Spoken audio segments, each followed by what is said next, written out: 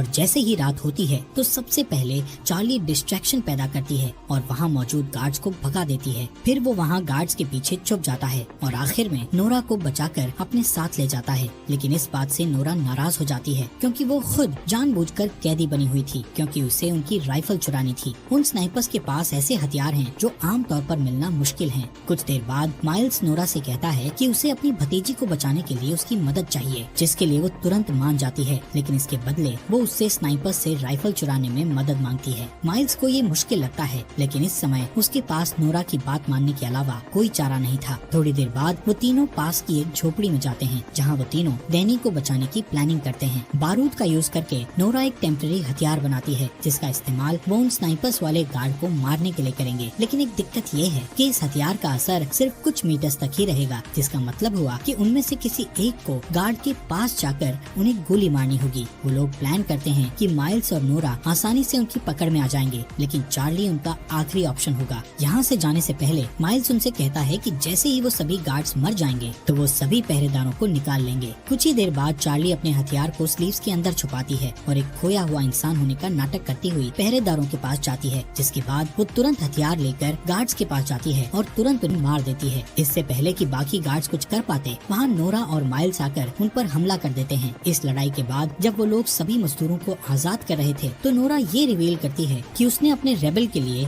Sniper चोरी की थी। वहाँ ग्रैंड पार्क में जब ग्रेस अपने कंप्यूटर पर टाइप कर रही होती है, तभी कोई आदमी उसके घर में घुसकर उसके सामने आता है। उस आदमी के पास भी सेम वही लॉकेट था जो उसकी टेजर स्टिक एनर्जी छोड़ रहा था। दूसरी ओर माइल्स नोरा को रेबल का साथ छोड़ने के लिए मनाने की पूरी कोशिश करता है, लेकिन वो मना कर देती है। यहाँ हमें पता चलता है कि पहले ये दोनों कपल थे, लेकिन ब्लैकआउट के बाद उन्हें ब्रेकअप करना पड़ा। ऐसे ही कुछ देर बाद वो दोनों रेबल के ठिकाने पर पहुँच जाते हैं, जहाँ उन्हें एक पादरी मिलता है। पादरी खुश था कि नोरा स्नाइपर गन लेकर आई है, लेकिन बुरी खबर ये थी कि उनकी सेना पर अभी भी लगातार हमला किया जा रहा है। जब ग्रुप ठिकाने पर पहुँचता है तो उन्हें अंदर कुछ घायल आदमी बैठे मिलते हैं। पादरी यहाँ ये भी बताता है कि इन सभी आदमियों में से एक आदमी गायब है, जो सुनकर माइल्स तुरंत सभी को ये जगह छोड़ने के लिए कहता है, क्योंकि उसका मानना है कि मिलिटिया उसके आदमियों से पूछताछ कर रही है और इस जगह से भागने का यही सही समय है। नोरा इस बात के लिए मान जाती है, लेकिन उससे 30 मिनट मांगती है, क्योंकि वो घायल आदमियों को ठीक करना चाहती थी। बदकिस्मती से उसका ये डिसीजन गलत साबित होता है, क्योंकि कुछ ही मिनटों के बाद कैप्टन एडम मिलिटिया के साथ दिखाई देता है। उन्हें कुछ देर रोकने के लिए माइल्स अपने बेस्ट शूटर को स्नाइपर के साथ ऊपर भेजता है और उसका ये प्लान काम करता है, क्योंकि ऊपर भेजा गया वो स्नाइपर मिलिटिया के कई लोगों को घायल कर देता है, जिससे उन्हें पीछे हटने पर